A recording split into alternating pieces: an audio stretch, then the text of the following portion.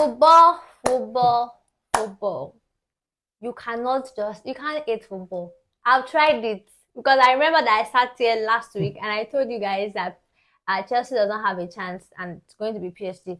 Tell me, what was your prediction? Yeah, I actually expected PSG to win the ball. As it Your turned prediction out, was actually 3-0 yes, to PSG. yes, I actually did But expect actually, PSG, but it just happened that particular way. yeah.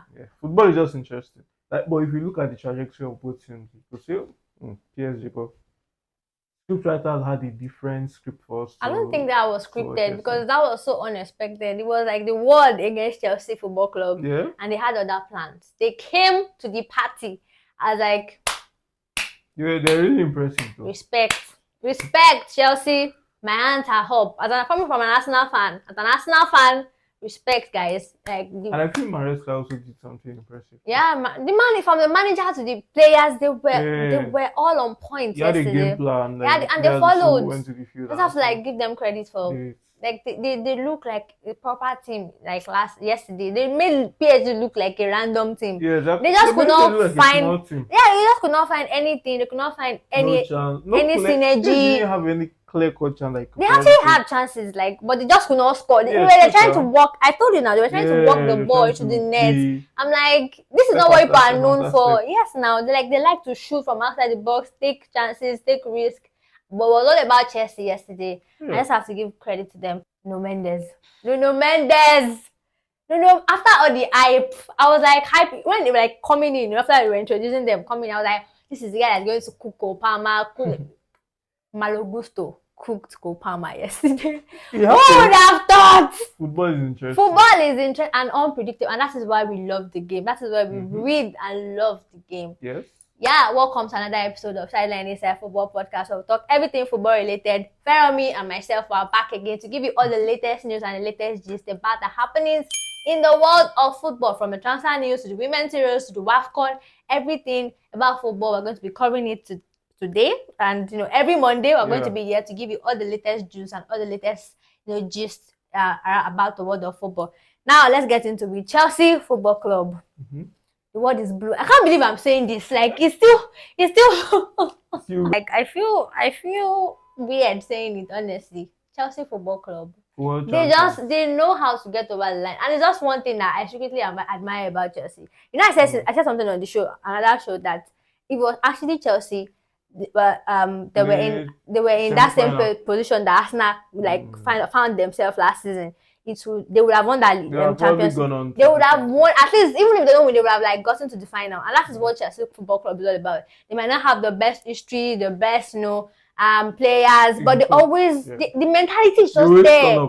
They always, when it matters the most, even Cole Palmer, after all the dragging in the competition, funny how Cole always comes through. Really had the best competition. Yeah. Yesterday they just sold him as the golden ball, And now he won the golden ball. We'll get to that. Let's just quickly look at the stats. Chelsea had 10 shots, PSG had 8, but just Chelsea had 5 shots on target. They scored 3 goals, and you have PSG with 6 shots on target. Sanchez yesterday. Sanchez, the Spanish keeper, turned up and they were like, okay, I'm going to be the you had the I am in moment yesterday. Yeah, he was also impressive. Very. He actually kept Chelsea in the game from 1-0 to 2-0 to 3-0. Yes, he was also saving. Some of his balls forward too were very, very good. But I think most of the time he kind of gave away possession, but PSG could not really do anything. Exactly. And then, of course, possession. Of course, we know that possession here will have 67% to PSG, and we have 33% to Chelsea as well. So I look at the passes as well. They dominated. PSG kind of dominated. It was like Chelsea just gave them the ball intentionally. Like, okay, this is the ball and this is everything like that. So it was just really all about Chelsea yesterday. They just had a game plan and they stuck to it. Yeah. Kudos to Enzo Maresca for also doing. Yeah, for people have been sort of talking down on him. I feel managers are very interesting, and I feel one game could easily change the way people view managers.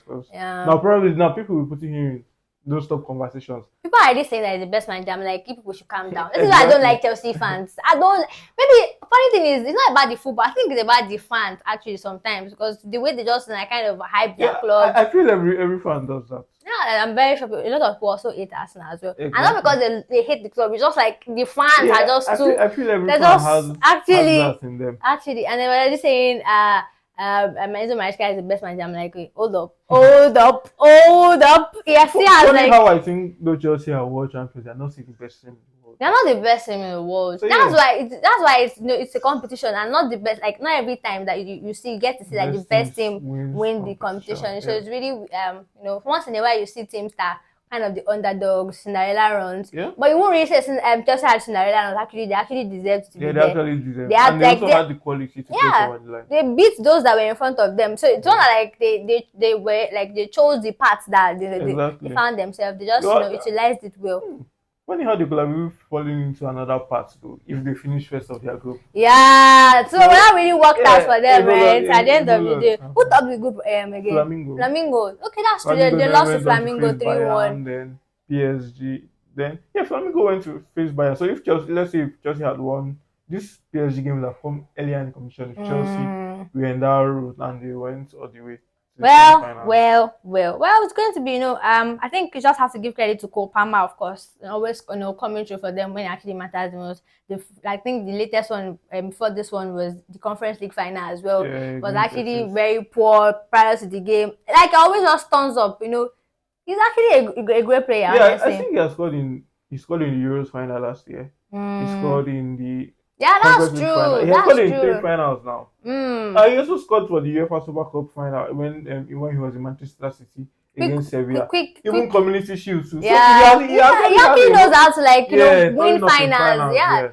So quick one. I do think there is going to be like a shout or a campaign for Cole Palmer for Ballon d'Or. I highly doubt. I feel he had an okay season though. Not really okay. Won the Conference League. You might say it's probably the lowest, UEFA competition. And there was no reason Chelsea shouldn't have won that, if you ask me though. All right. But let's also give credit to João Pedro, the new sign. That is why signing actually matters, because if it was sorry, not just Nicolas Jackson rather, but if it was Jackson with that chance, he might not have entered, and there might be a different game entirely, because 2-0 is still very dangerous. Yeah. 2-0 up is still very dangerous. I feel Jackson should even be preparing his seat on the bench, because Liam Delap also came in and also gave flashes of what he could do. Yeah. We'll get to that later. Let's not spill the juice yet.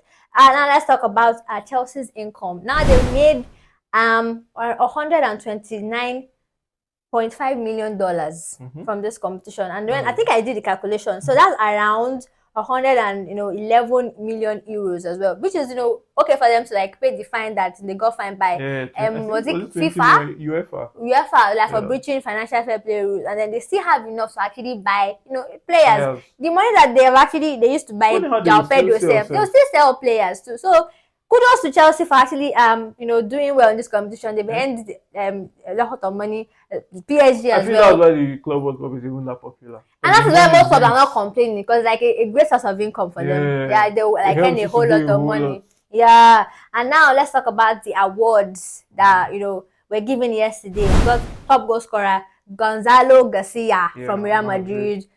That guy. That guy is coming from Barcelona next season. Don't tell me anything. He's coming from Barcelona. He would be a starter, but I think he's one of the revelations of the tournament. Personally, I think he's not even one of the main revelation of the tournament. He has a high for goal. Yeah. He just came out out of nowhere and just showed up for Real Madrid side. Yeah, and then the best young player award went to Doe. I feel that is the wrong one. I feel he has this PR around him, because he also did at the same Champions League, so he shouldn't have been the best young player. Also, do you think should have won the best player? Best young player? He should have been Gonzalo Garcia, highest goal scorer. But he's still young. How old is Gonzalo Garcia? I think Garcia is 19. Doherty is 19 now. But Garcia had more involvement. But PSG actually had a better run. They actually beat tough teams, and Doe was actually a big part of it. He scored against Bayern with 2 red cards for crying out loud. That's the only thing. That's the only thing. What? I don't agree. It should have won the young player tournament, because I feel being a goal scorer, first ever tournament you're playing for a Real Madrid side. This is Doe's first, big. He played in the Champions League. He played in and he did well too. So he carried that form. Of course, he has the PR because it's actually ended. So it's going to be like I doubt. It's the same thing as Yamal. If Yamal was in this competition, we would have won. That is the same thing. No, if Yamal didn't get this far, you could say, okay, if he won it, you say, okay. Yeah, who got to the final? But I feel Gonzalo Garcia should have done it because he was the highest goal scorer.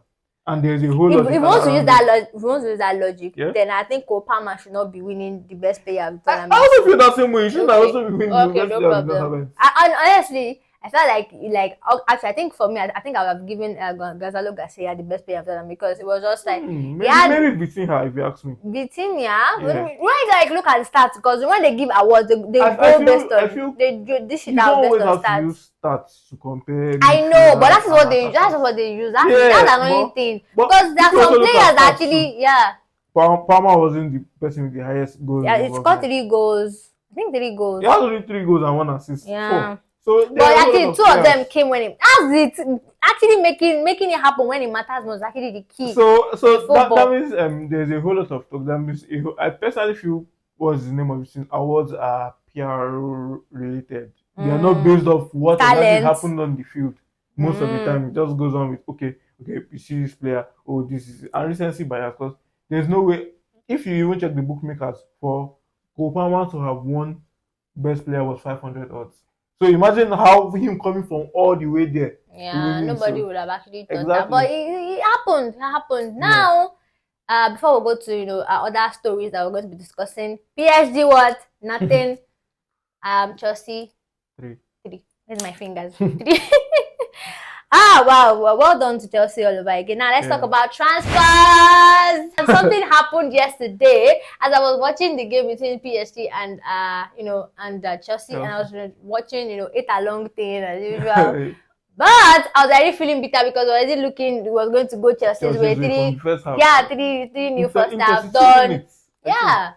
And then I just wanted to talk. Let me go and see. Because I was like, oh, I'm very sure that since Arsenal kind of lives rent-free in Chelsea's heads, I'm very sure they're already dragging Bukayo Saka now. They're already dragging Mikel Arteta. That was actually what I wanted to go and do on Twitter. On X. But then I got there and I just saw a David Ornstein bomber. That was not enough. Then I went again and I saw a Fabrizio Romano, here we go. No, almost a year we go. Let's just get that thing. Almost a year we go for Viktor Gyokeres. You guys are not ready. You people are not ready for what is about to happen in the Premier League. This guy is coming back for revenge. He said it because a whole lot of people are, I like when I see players that are hungry. They're hungry to come and prove. They have something to prove. A lot of pundits are running their mouths. Rio Ferdinand, for example. I think this is an interesting conversation. If you say you like players who love to talk and love to prove, if this player was against your club, will you probably have the same conversation? No, I won't like him. Because he's going to, I'm not going to like him. It's because I'm going to be worried because a confident player is not like what you want from your rivals. Exactly. So exactly something I've constantly saying over the past few years. People say, oh, Yamal runs his mouth. You just don't like him because he does not play for your club. Because he's confident. Exactly. That's the problem. Well, let's another thing is that Gyökeres. Do you know why I like this signing more? Because he rejected Manchester United. All of a sudden, it was Manchester United were kind of linked to signing Gyökeres. It was looking, more likely like it's going to go to Manchester United. And all of a sudden, the moment it got linked to Arsenal, and then he rejected Arsenal move. All of a sudden, Gyökeres is trash. It's bad. I'm like, where the hypocrisy is mad. The hypocrisy is just mad because why are you guys just condemning somebody you just we're actually kind of drooling over and just hyping, and then all of a sudden he's no longer a good player just because he's going to your rival club. I love that. I love the 8 and the fact that it's going to be the first game of the season.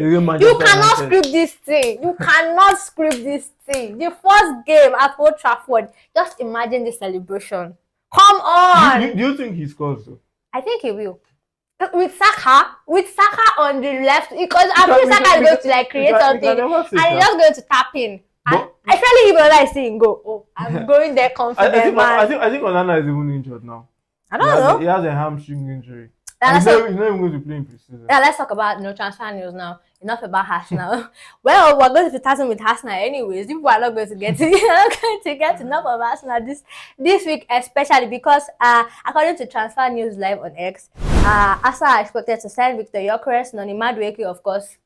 Already got it. I think we already got that. Yeah, we've gotten that one last season. Sorry, last week rather. I think it'll probably be announced this week. Yeah, it's going to be announced this week. So Madueke, his medical is done already, according to Fabrizio Romano. The medical is done, and Christian Mosquera. And now I just got a year ago from Fabrizio Romano while editing the. I feel sad for Valencia. Why? They've lost I feel they've lost their two most promising centre backs in Garioski and that's what happens to like selling clubs. Yeah, sadly. Yeah.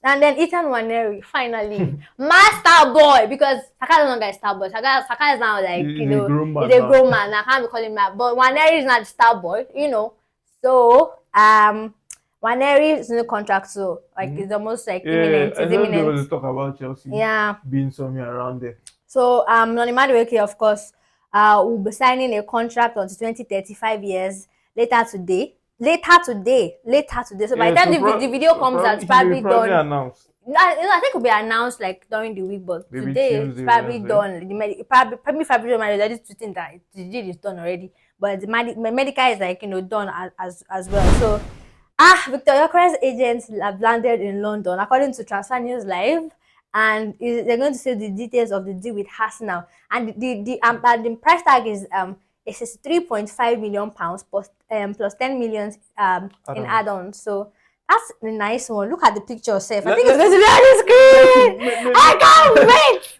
Oh my god! I can't remember the last time Arsenal actually giving me butterflies in my stomach. I feel this is the first number 9 signing. That's actually really exciting. Yeah, no, actually Jesus was quality actually. Well, you won't say he's quality. He was quality too, but if you're looking at consistent goal scorers that have given 20 plus goals in where they are coming from, so I look at the last one was probably Pierre-Emerick Aubameyang. So yeah. Well, let's talk about Chelsea now. Straight to Chelsea, and Chelsea, they've now set £100 million fee for Nicholas Jackson. Do you think they're selling him for that price tag, or just like to scare? Who are those interested in buying?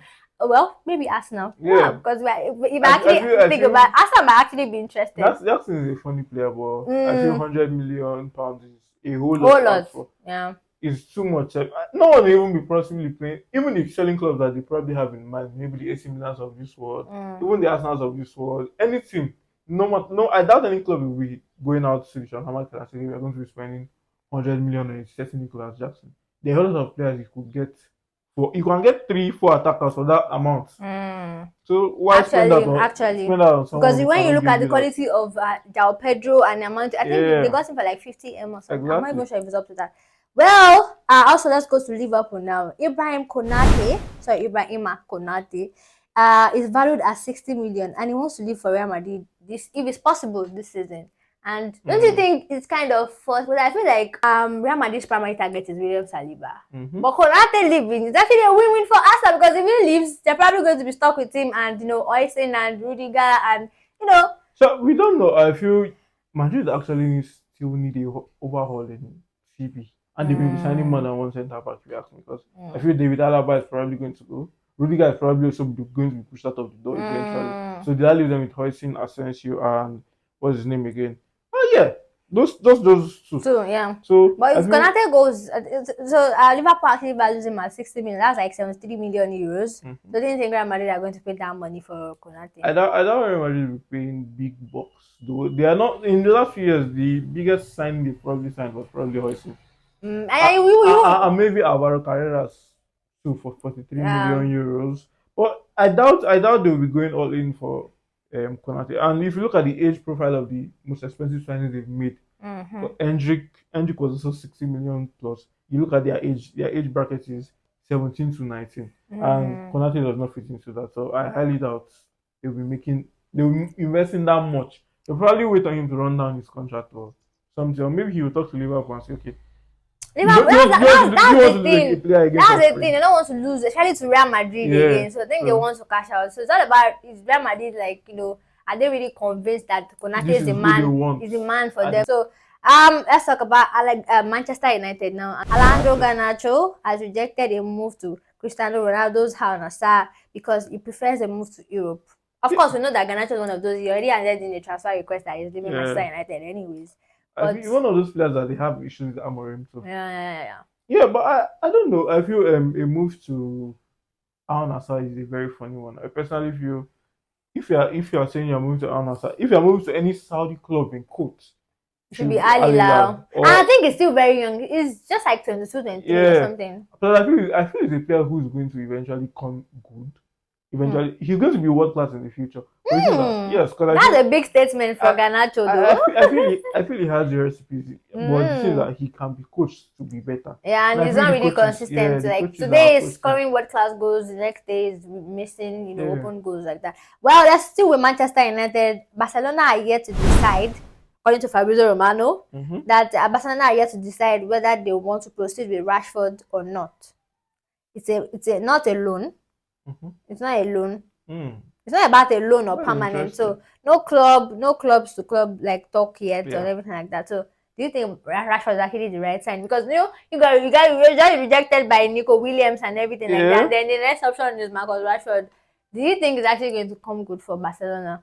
Coming good, I don't know about that. I feel in his stint for Aston Villa he was okay, but if you now bring him to a side where he will not exactly have a whole lot of games, but one reason I think I'll take him over the other options right now is because he can fit into different positions and he can just give you that. So yes, and we don't know. I'll probably be looking for a loan, not a permanent sign, because there's no need for you to be signing 28-year-old. That's why I'm also against the Lewis Diaz. I feel he's also inconsistent. Yeah. And so too old to be investing that amount of money. 27, yeah. Yeah, so there's no need to be doing all that for you. Because I feel the academy also has players coming in, Jan Vergili. There are other players. People have La Masia. Yeah, so there's no need to be investing a huge amount of money in someone who's probably going to store the movement of younger players into the first team. So you don't really agree with Barcelona going for Marcus Rashford? Is that what you're saying? On a loan, or what if he like comes in? What if like they buy him permanent? That one I don't agree. You don't agree with it? Yeah. Well, I don't think our opinions count anyways, but just it's good to know that you are not really in support of that as a fan. But who knows, it could come good. It could come good. But I think I think it's going to be Barcelona's last option in case something happens. Something might still happen. The transfer window is still open to September. Plus, if you look at the left wing market, there are not a whole lot of special players. Well, Manchester United again. Manchester United remain in the market for a goalkeeper. So Andre Onana is set to keep his place as first choice despite injury in preseason. So they're still sticking with Onana, which is really good news for Premier League clubs. I feel Onana comes good this season. Yes. I think this is his third season. Yes, I feel this is his third season. I feel there's going to be stability ahead of him this season, and I feel that what he has been like. I don't think Onana is a bad goalkeeper. I'm not saying he's bad. I just feel like he's just like he's too confident, or sometimes he makes silly mistakes. Yeah, no, like his hands slipping, all those things are not. I feel there's going to be stability in front of him. Because there's no pressure, no Europe, one game per week. He's just going to be doing his thing low key, right? That's a prediction. Well, only time will tell. Well, Real Madrid, a la Madrid. I funny how I'm not even scared of Madrid. You're not scared of Real Madrid. Well, you should be scared for Lamine Yamal because Alvaro Carreras is now a Real Madrid player. Here we go. And they're going to be announcing it today, according to Transfer News Live. They're going to be signing him. Announcing the signing today. Medical done, everything is complete. Because I saw the highlight of himself and Lamine Yamal, and it was actually a very interesting one. Yeah, he's very good at attacking. I feel defensively too. I think kind of reminds me of a Cucurella in a way. Because of his hair. Not because of his hair, but because like even when he falls down or or when or he misses a challenge or misjudges the challenge, he still goes like he doesn't really. Yeah. But personally, I don't know. It's very interesting. They are going to have Elamendi, Fran Garcia, and Alvaro Carreras. It's an interesting move for them, though. But like I said, Madrid. You look at Madrid signings of recent. They are within that age bracket of 17 to 19, the expensive ones. Yeah. All right, let's look at Benjamin Sesko's other footballing stories that we have here in the transfer world, and is that Benjamin Sesko have contacted Liverpool. The agents of Benjamin Sesko, they've now contacted Liverpool following Arsenal's decision to focus instead on signing Viktor Gyokeres, and I'm very sure the price tag is a whole lot for a raw signing. And I think Liverpool, they have the buoyancy to actually go and sign players. They didn't really buy. Almost didn't buy anybody last season. Yeah, they didn't sign They anybody. didn't sign Chiesa. but Chiesa was like 12 million or 10 million or something. So that's like a whole. So they can spend money, like they have the buoyancy to do whatever it is they want. But do you think Liverpool will want to go for a raw player? And like, because you remember that they're probably going to be getting rid of Nunes to Napoli. I think that's like the likely destination for Nunes. But do you think it's going to happen? I don't know. We cannot say football transfer market. To be nice to see, I'd actually like to see Sheshko, Gyökeres, Haaland, the battle in the Premier League. But funny is that Sesko, I feel the hype around him because the Salzburg link from Salzburg to Leipzig. People expected him to be the next Haaland, but he hasn't really hit those heights. But RB Leipzig had a very bad season. Yeah, they had a very poor season. And he still scored 12 goals. So yes, I feel. But will Liverpool want to be going in for another prospect because we saw what Nunes did to them. So I don't know. Struggling to get rid of him now. I feel Liverpool should be going for any number 9 from the German Bundesliga. Should be Hugo Ekitike.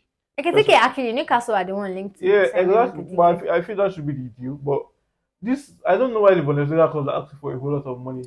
Frankfurt asking for 100 million euros.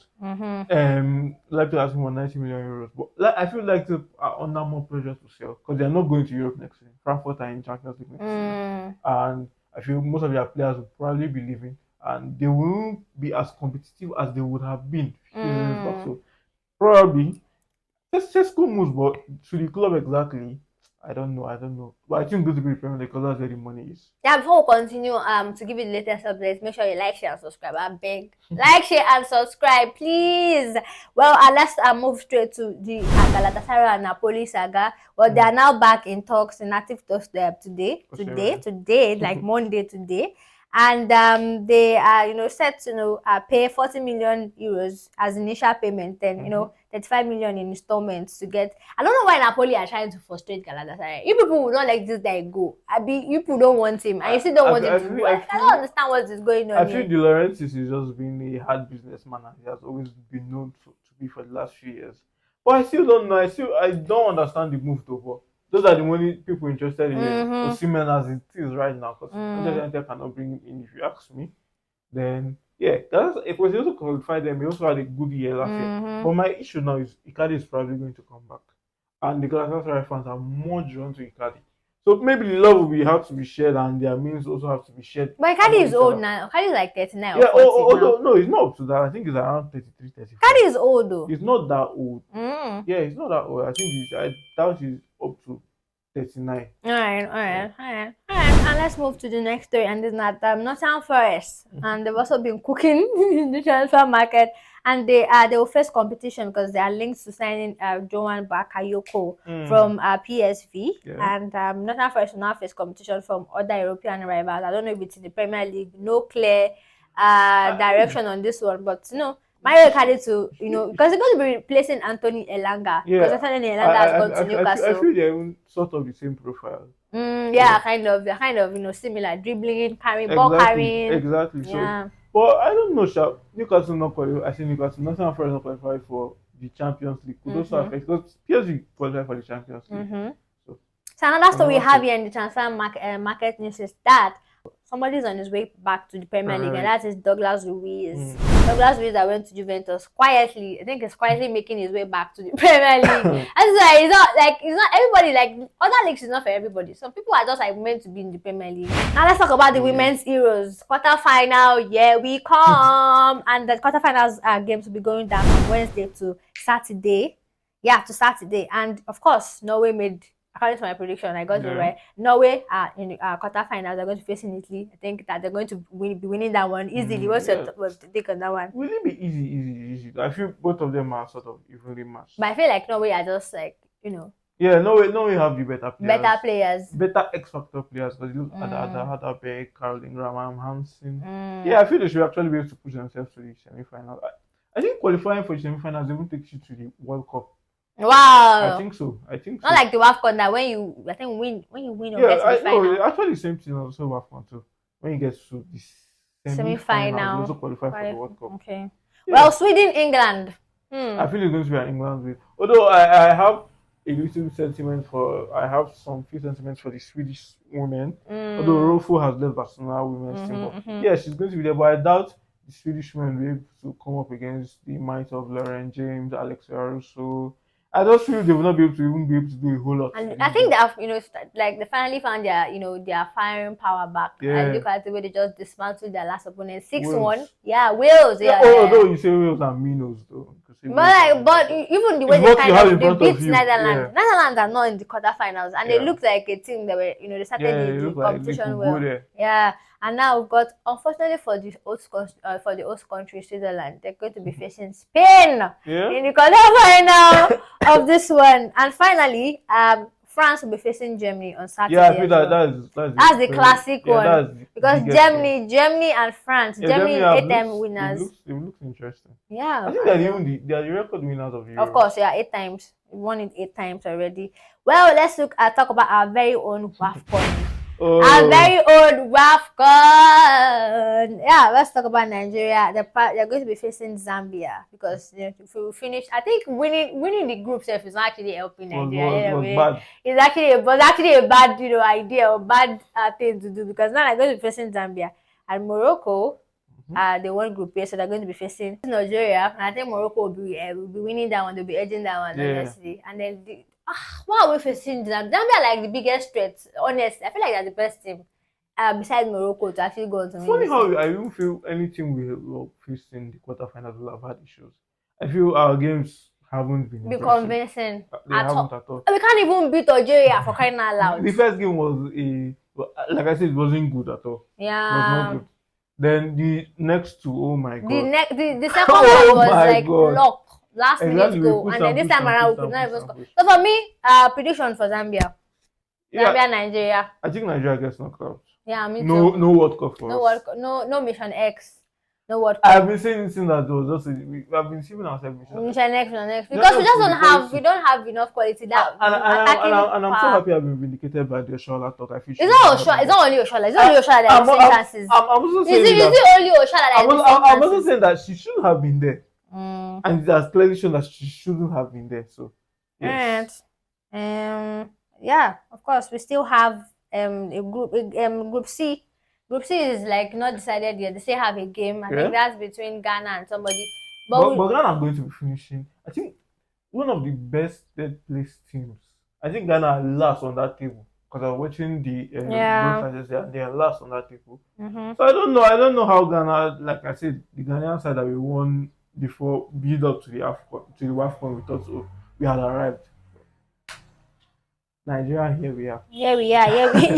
Now we're saying ourselves. I don't know. I'm not really feeling confident. I don't think we have, enough to actually. We don't have firepower. We don't have enough to actually beat Zambia.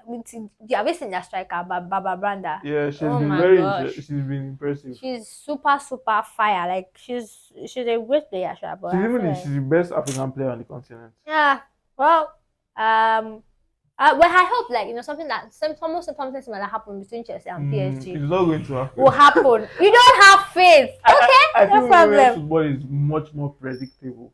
Sure. That way I'm beating Nigeria. Let's just face it. Exactly. Well, until we come your way next time. My name is Peace. Sideline inside. I don't even know why this is fair on me. And to come your way, what position are you? Me, I'm making this. Oh yeah, what are you doing? Thumbs up. I generally don't know. You know the thumbs up. Yeah. So we come your way. This is the thumbnail. So come your way next time. Like, share, and subscribe. Bye. Subscribe to my channel.